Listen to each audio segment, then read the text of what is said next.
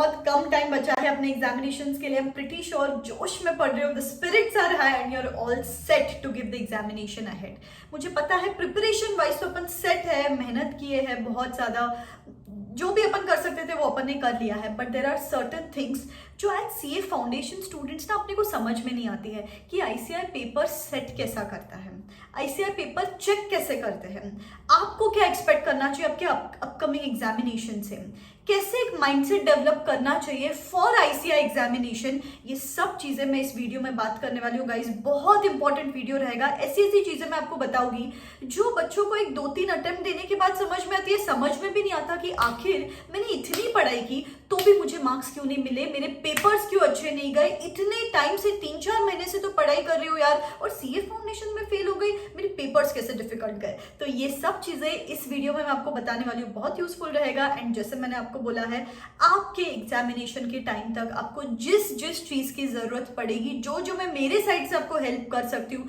वो इस चैनल पे मैं करती रहूंगी। बिकॉज इस टाइम पे आके ना छोटी से छोटी गलती अपने को भारी पड़ सकती है। तो चैनल को सब्सक्राइब करके रखना, बेल आइकॉन हिट करके रखना, because I don't want you to fail and get all those embarrassment. Because क्या होता है, फाउंडेशन में अगर अपन फेल हो गए ना तो आजू बाजू वाले लोग, पेरेंट्स सब नाराज हो जाते हैं, ताने सुनने पड़ते हैं एंड आप खुद रिग्रेट करते हो, और ये तो छोटी सी बात थी, ये मुझे नहीं पता थी, एंड इस वजह से आपके फ्रेंड्स आगे निकल जाते हैं और आप नहीं कर पाते। तो प्लीज ये छोटी छोटी बातें मैं बताती रहूंगी, चैनल को सब्सक्राइब करके रखना। सबसे पहली बात गाइस, आईसीआई ना, आईसीआई को पता है कि अपन अंदर से थोड़े फट्टू होते हैं। आप ही नहीं, मैं भी बहुत फट्टू थी यार, बहुत फट्टू होते हैं अपने अंदर। अपन अंदर से ऑलरेडी सीए का एग्जामिनेशंस दे रहे हैं, इतना सारा प्रेशर है, इतना सारा घर से एक्सपेक्टेशंस है। तो आईसीआई क्या करता है, इट कैपिटलाइजेस ऑन दैट कि यार बच्चों का ईक्यू लेवल चेक करते हैं। आईक्यू लेवल तो जनरली हर सीए स्टूडेंट का हाई ही होता है, लेकिन what they try to do is they check your EQ level. EQ मतलब क्या होता है, इमोशनल क्वेश्चन, कि आपके मेंटालिटी को चेक करता है। क्या करता है आईसीआई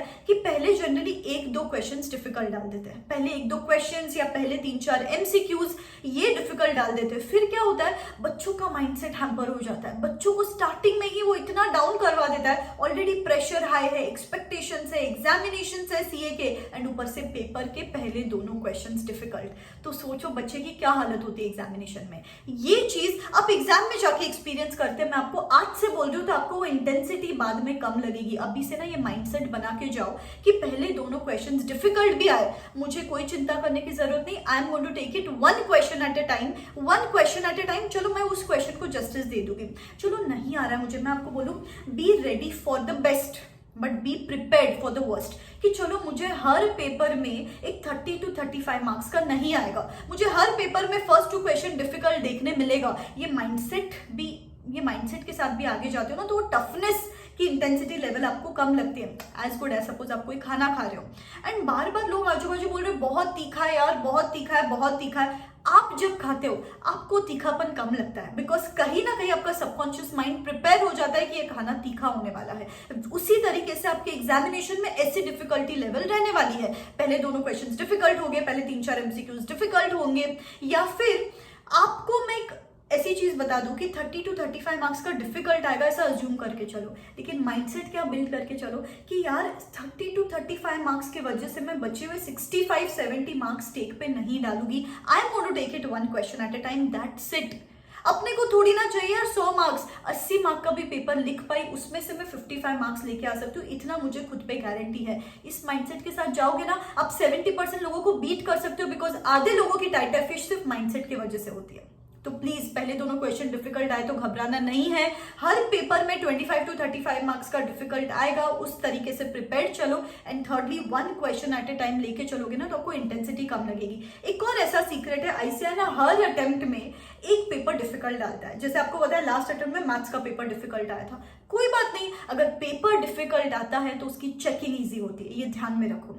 वो पेपर की वजह से नेक्स्ट पेपर अपना स्टेक पे नहीं डालना है। तो क्या होता है, मैथ्स का पेपर तो डिफिकल्ट आया था, उसके बाद बीसीके इको की पढ़ाई नहीं की और जब रिजल्ट आया मैथ्स में तो पास हो गए, बीसीके इको एक दिन पहले नहीं पढ़ाई की इसलिए उसमें फेल हो गए। तो ये गलती नहीं करनी है। पेपर डिफिकल्ट आ गया तो आ गया, एक पेपर डिफिकल्ट आने वाला है। इनफैक्ट अगर एक पेपर डिफिकल्ट आ जाता है ना तो आप ये सोचो कि चलो अब यार एक पेपर डिफिकल्ट आ गया, बचे हुए पेपर्स तो इजी आने वाले। इस माइंडसेट के साथ चलो। ये हिडन चीजें है, ये सीक्रेट्स है जो जनरली आप लोग को नहीं पता होती, जो क्योंकि आप फर्स्ट टाइम दे रहे हो, आप as a CA foundation students नहीं होते, आपको नहीं पता होती। छोटी बातें हैं बट इंपॉर्टेंट बातें हैं।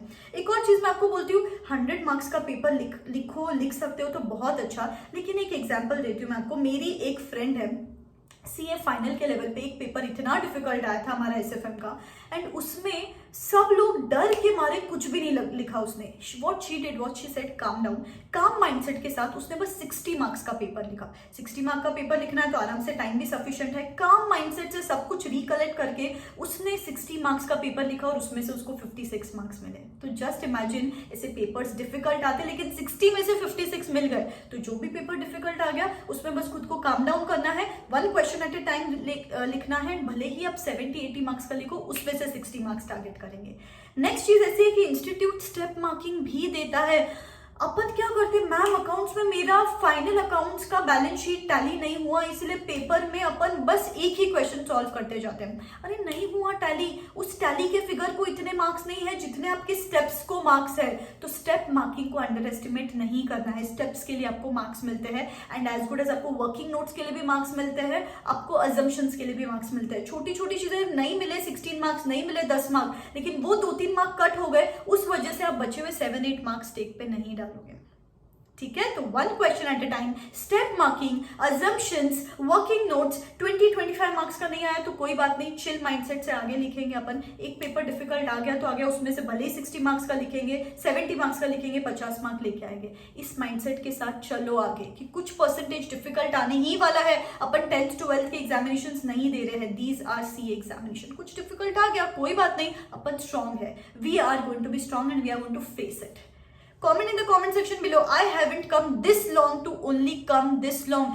यहाँ तक ही आने के लिए थोड़ी ना मैंने इतनी पढ़ाई की है। I'm going to be strong इसके आगे, मेरा mindset strong रखने वाली हूँ and I'm going to make sure I kill my attempt this time. भले ही इंस्टीट्यूट कितनी भी कोशिश करे मुझे पुल डाउन करने की, कितनी भी कोशिश करे मुझे डिमोरलाइज करने की, I'm going to be strong and I'm going to face the difficulties and challenges in those examinations ahead. ठीक है, बहुत यूजफुल रहेगा, बस ये माइंडसेट आपके लिए बहुत यूजफुल रहेगा। ओके, ऐसी बहुत सारे वीडियोस गाइस आपके माइंडसेट बिल्डिंग के लिए, आपको अवेयर करवाने के लिए, आपको रियलिटी चेक देने के लिए, स्ट्रैटेजी बताने के लिए, सब कुछ इस चैनल पे आता रहेगा। चैनल को सब्सक्राइब करके रखना, बेल आइकॉन हिट करके रखना। I have got one super duper amazing update for you which is going to help you in your last leg of preparations. बहुत यूजफुल रहेगा, come let's check it out.